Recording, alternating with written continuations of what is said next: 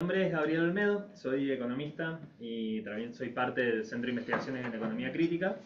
Eh, y voy a continuar acá con la presentación del trabajo que estuvimos haciendo, gracias también a la colaboración de la Fundación Ecoseno, preguntándonos estas dos cuestiones. Nos pasamos. El RIGI, ¿para qué está? ¿Para qué se crea un régimen de incentivo para las grandes inversiones en un país como en Argentina?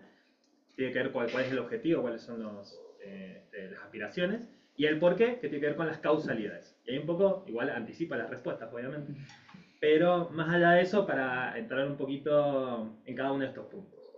La OTA contada que básicamente no nos trae ni beneficios ni fiscales, no nos trae dólares en el mediano ni largo plazo, básicamente en el mercado laboral no va a ser influyente en prácticamente nada, y no tenemos ningún tipo de transferencia tecnológica. Entonces, ¿qué estamos logrando con este régimen?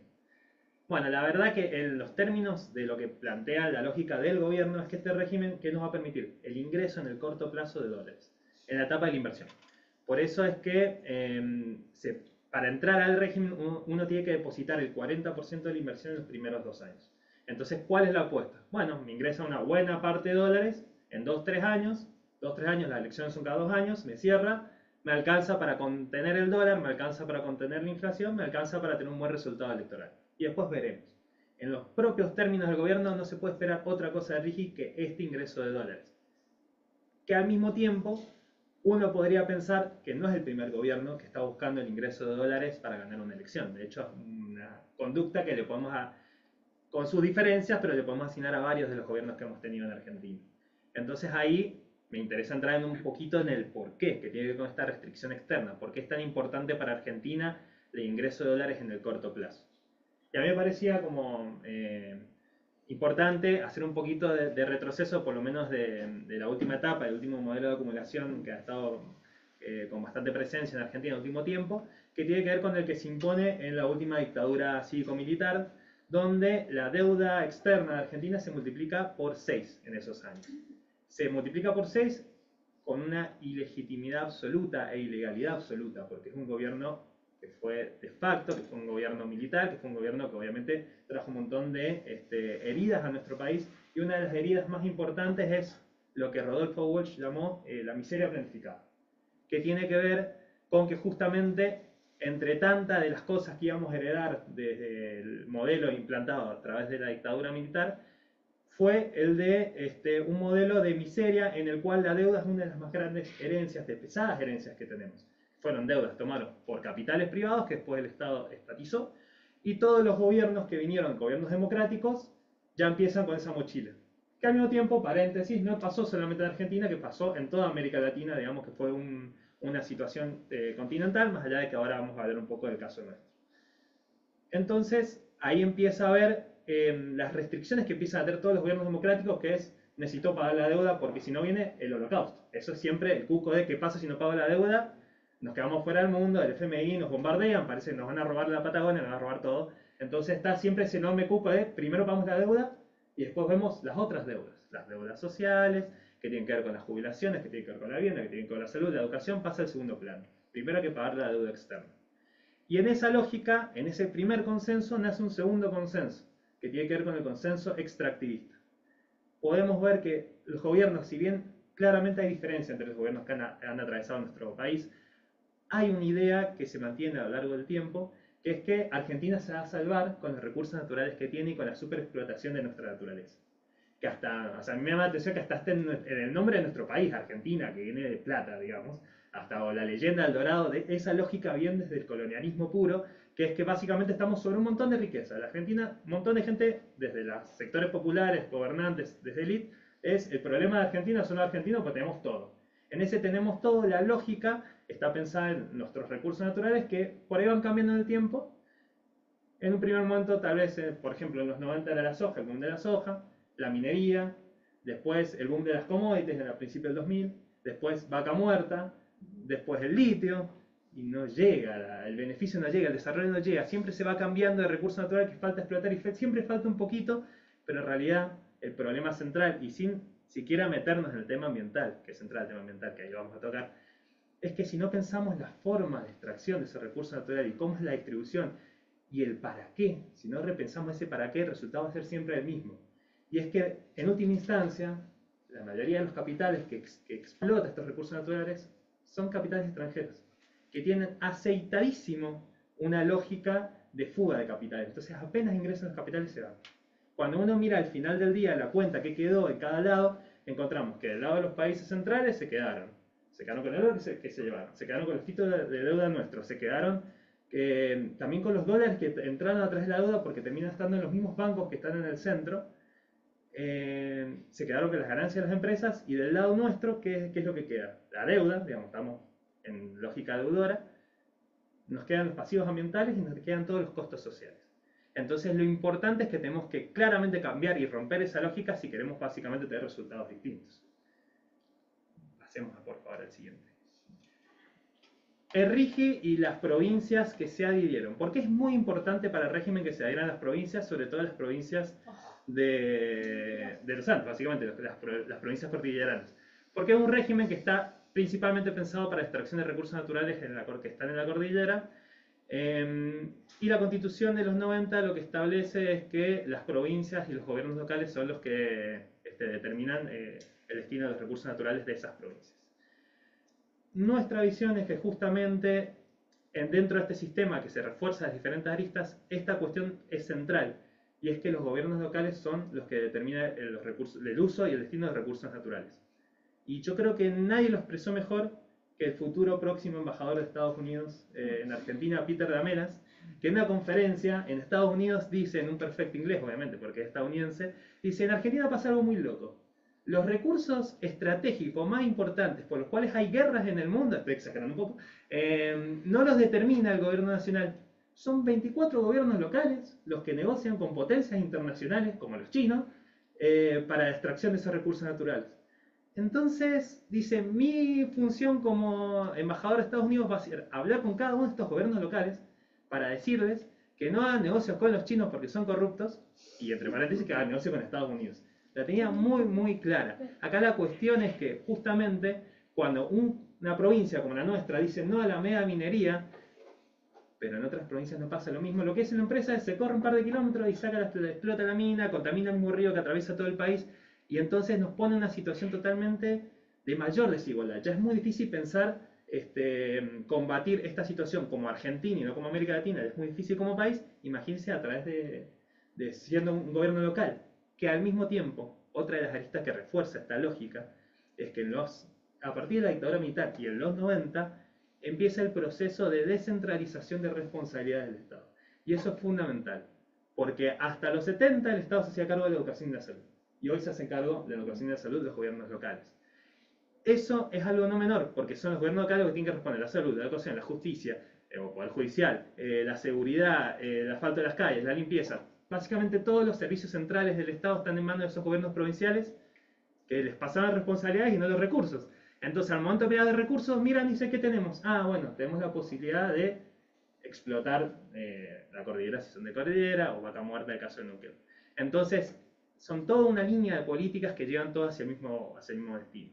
Básicamente, pensar el extractivismo como única salida. Eso también explica por qué gobiernos de diferentes tintes políticos terminan adheriendo a este régimen de incentivo a las grandes inversiones. Vamos al siguiente. ¿Qué proyectos se han presentado? Bueno, esta es una tabla muy grande, igual más allá, está en el trabajo, si lo quieren ver van a tener todos los datos, pero la Jefatura de Gabinete presentó al Congreso cuáles son los proyectos que están aprobados, están en evaluación, y el único rechazado, que es el proyecto de una empresa china, que lo rechazan una semana después de las declaraciones del embajador de Estados Unidos. Mucha casualidad ahí no hay, pero bueno, más allá de eso, ahí se ve claramente lo que uno podía prever antes, que son proyectos claramente con un origen extractivo. La mayoría son vinculados a la minería específicamente.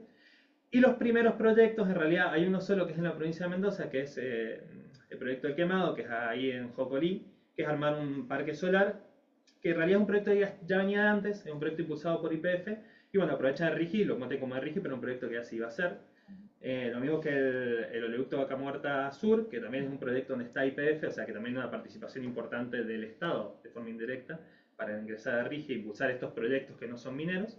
Y también el tercer proyecto de esa prueba es un proyecto que ya venía de antes, con sus modificaciones, que es un proyecto donde está YPF, que estaba con la petrolera malaya Petrona, que iban a hacer un proyecto de liquefacción de gas, que iba a ser una planta en Bahía Blanca, y cuando el gobierno nacional determina que va a trasladar la planta, le cambió básicamente todas las cuestiones a la empresa malaya, la empresa se fue, y lo que termina pasando ahora es que lo toma American Energy y hace este proyecto de liquefacción de gas, pero a través de un barco, con una empresa europea, y un barco que se va a bajar el precio del petróleo, levanta ancla y se va. Después el resto son casi todos mineros, excepto otro de energía, que es un parque eólico, y el de un puerto que es ahí en Santa Fe. Esos eran los proyectos que estaban presentados hasta el momento que nosotros terminamos el informe, el 31 de julio. Después se presentaron algunos otros. Hace poco, antes de ayer creo, el ministro de Economía Caputo dijo que había 20 proyectos, habló de 20 proyectos, entonces pusimos a buscar cuáles eran los otros que nos faltaban. Encontramos 4 de los 5 que nos estarían faltando, que son todos mineros. 2 de Glencore, uno de Ganfeng, que es la empresa china, y después uno de Barrick Gold. Así que siguen dentro de la misma lógica. Así que en la siguiente filmina lo que nosotros hacemos es básicamente un recorte de estos tipos de proyectos y decir, bueno, a un año y 2 meses de que se aprobó el RIGI, ¿cuál es el balance? 20 proyectos presentados, 7 aprobados, hay 2 en evaluación, 1 rechazado. De esos 20, la mayoría mineros, 11 mineros. 3 de petróleo y gas, 3 de energía, 1 de siderúrgica, 1 de un puerto y 1 que no sabemos, probablemente sea minero, pero no sabemos cuando lo encontramos todavía. ¿Cuántas son las inversiones propuestas que dice el gobierno que van a ir? 33.600 millones de dólares. Es un número que a uno a priori le podría parecer grande, 40% en los primeros 2 años, 13.000, 14.000 millones de dólares, es menos que el último desembolso del Fondo Monetario, es menos que el blanqueo que se aprobó también. Y lo loco es que uno cuando ve obviamente la cuestión, los números globales, uno no solamente lo ve los que vienen, sino ve los que se van. Entonces hay una cuenta que es la inversión extranjera directa, que este año dio negativa. O sea, con el RIGI acá adentro, van a venir las inversiones. Bueno, ¿cuántas han venido? Y se fueron 1.500 millones de dólares. En las lógicas del gobierno, y yo agrego, por suerte, esto ha sido un fracaso. Después podemos entrar y discutir el por qué. Pero no cumplió claramente los objetivos que tenía el gobierno de que entrara una gran cantidad de dólares, no por lo menos para esta elección, tal vez para dentro de 2 años cambie. Digamos, son proyectos que son distintos, no son proyectos que son financieros, que de un día para otro se toma una decisión y se cambia. Son proyectos obviamente de inversiones real, que implican otro tipo de tiempos. Veremos cómo quedará los próximos 2 años que le queda a RIGI, pero lo concreto es que, por lo menos para las aspiraciones del gobierno, hasta ahora no se cumplieron. Eso en términos de la cantidad de dólares que pueden llegar a venir. Después, en términos de trabajo, a nadie le debería sorprender que es prácticamente nulo el impacto. No llegan a 25.000 puestos de trabajo entre directos e indirectos, cuando somos 22 millones los argentinos que estamos en búsqueda de trabajo, estamos trabajando. O sea, 0,1%. Es nada, o sea, no cambia absolutamente nada. Que es un modelo que al mismo tiempo, desde diciembre del 2023, destruyó más de medio millón de puestos de trabajo registrados. 25.000 prometen crear, más de medio millón de puestos destruidos de trabajo registrado. Es una barbaridad, es un modelo que claramente expulsa a trabajadores, no incorpora a trabajadores. Que no lo vemos tanto en las cifras de desempleo, porque estamos en una dinámica distinta a lo que fue en los 90, no por las lógicas del gobierno, sino por cómo es el mercado de trabajo, bueno, que está justo Pato, que después nos puede contar un poco, pero en realidad tiene que ver con el trabajo de plataforma. O sea, hoy claramente antes lo que era un desempleado, hoy muchas de esas personas consiguen rápido un trabajo en las economías de plataforma, pero es un trabajo con 0 derechos laborales, peor pago que el que tenía, así que es un trabajo con peores condiciones. No lo vemos tanto por ahora en el desempleo, pero sí en trabajos más precarios. Siguiente. Un poco para entrar en la provincia. ¿Qué impactos y riesgos del RIGI en Mendoza? Nosotros pensamos, bueno, si ya pensamos cuáles impactos que puede tener acá en Mendoza, claramente el sector al cual más apunta el RIGI, que es el minero, es decir, bueno, ¿qué podemos esperar de la provincia si se logra imponer la lógica minera que hasta ahora no se ha impuesto? Bueno, no hace falta ver otra cosa de qué es lo que ha pasado con las provincias donde sí se impuso la minería, porque la minería ya tenía un RIGI hace más de 30 años, que es ese, el régimen de inversiones a la actividad minera, que es la ley del 93, que tiene menos concesiones, pero bastante concesiones para el régimen. El RIGI es un poquito más concesivo, de hecho, todavía, pero vemos qué ha pasado en estas provincias, que San Juan, Catamarca, Salta y Jujuy. La participación del PDG es relativamente alta, casi el 10% en 3 de las provincias. El siguiente número que vemos ahí en la tabla tiene que ver con el PBG per cápita. ¿Y por qué me interesaba mostrar este dato? Si tomamos como un valor 100 en total las provincias de Argentina, cada una de estas 4 provincias tiene un valor de PBG per cápita más chico. ¿Y esto por qué lo muestro? Es porque en realidad claramente la minería fue lo que Lautaro comentó que tiene que ver con una economía de enclave. No desarrolló ningún otro de los entramados productivos de la provincia. Por eso que son provincias que el PBG sigue siendo chico en términos de lo que termina haciendo con Argentina. Ninguna de esas provincias se logró desarrollar otras actividades vinculadas a la minera, solamente la extracción. En términos de regalías, el mismo régimen minero dice como máximo 3% del valor de extracción de boca de pozo. Esa es la relación respecto a cuánto son las regalías en las finanzas públicas de esas provincias. En casi todas es muy bajo. El empleo es muy bajo y en todas la pobreza está por arriba del promedio nacional. No es un modelo a imitar, de ninguna forma no es un modelo que va a traer ningún tipo de desarrollo para Mendoza porque ya pasó, digamos, ya podemos ver qué pasó en otras provincias. Siguiente filmín. Eso con la minería. Ahí nos pasamos. Anterior, esa. Hidrocarburos. ¿Cuál es el otro sector? Bastante más atrás que la minería, pero ¿cuál es el otro sector que está segundo en esta línea que tiene que ver con los hidrocarburos? Y acá hay por ahí un tema importante a aclarar, que el RIGI no promociona la extracción, la parte de extracción de hidrocarburos, está por fuera. Pero sí está la promoción de el transporte y la transformación de estos productos como es el barco de licuefacción. Dicho eso, ¿cuál ha sido la experiencia ahora sí de las provincias petroleras? Tengo que pensar que el régimen de hidrocarburos, a diferencia del minero, es un régimen que sí, de cierta forma, traía un tipo de impulso, de transformación y de incluir la extracción de petróleo no solo para la exportación, sino para el desarrollo de la industria. Mendoza es una provincia petrolera, es la cuarta. Lo que pasa es que es la cuarta en términos de reserva de petróleo, pero solo con el 3% de petróleo. O sea, ha quedado muy rezagada de las otras tres, que Neuquén es la principal y después Santa Cruz y Chubut. Si miramos Santa Cruz, Chubut y Neuquén, vemos que la participación de la extracción de petróleo es un cuarto en las primeras dos y Neuquén casi la mitad. En todas, el PBG per cápita es muy superior al nacional. En todas las regalías tienen un valor importante en las arcas provinciales. En esas tres el empleo por lo menos llega a los 2 dígitos. Y en todas la pobreza es más baja que el promedio nacional. Eso no quiere decir que Mendoza puede replicar los modelos extractivos de hidrocarburos de esta provincia, ni quiere decir que sea deseable.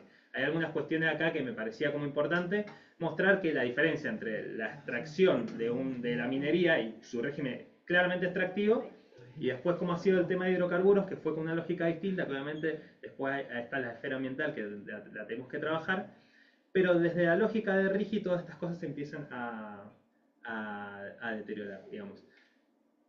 Vamos, las regalías en el régimen de hidrocarburos, que creo que es de una ley de los 60, impone un 12% de la extracción.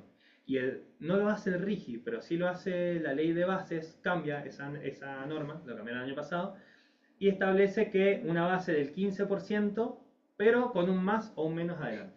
¿Qué quiere decir eso? Que las empresas al momento de licitar los pozos pueden decir 15 más 5, o si 20, o 15 menos 15, es decir, 0. Es decir, que las empresas pueden ofertar en función de las regalías que prometen pagar. Y en esa lógica puede haber dos caminos. Puede haber empresas compitiendo por el pozo o puede haber provincias compitiendo por regalías más bajas. Y en esa lógica es la que se sumó nuestro gobernador que dijo, estoy dispuesto a bajar a cero las regalías de las petroleras para que vengan. Entonces, cuando ya de las poquitas cosas que empezaban a pasar en un régimen así, esta nueva lógica a través de RIGI o a través de base la empezamos a sacar, que por lo menos el 12% de regalías ya lo bajamos a cero, que destrozamos cualquier tipo de lógica de entramado productivo, en donde todos los gasoductos y oleoductos están puestos para ir al mar. O sea, para ir al mar o para cruzar la frontera para Chile, al mismo tiempo que lo vimos en el traje nos llamó mucha atención. En un país donde el 50% de la población no tiene acceso al gas natural.